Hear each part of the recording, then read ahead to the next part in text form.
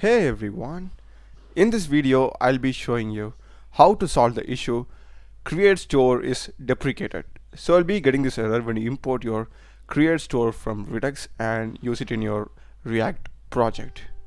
So there are two solutions for this. Let me show you both and you can choose whichever suits you.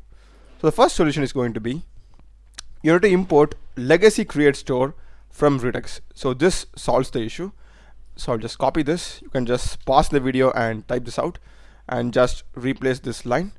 So we will be importing this legacy createStore from Redux, and this is for just a naming convention so that we don't have to change here. So be careful, this is the import, and this basically solves the warning that we got earlier. So this is the first solution, like a quick fix.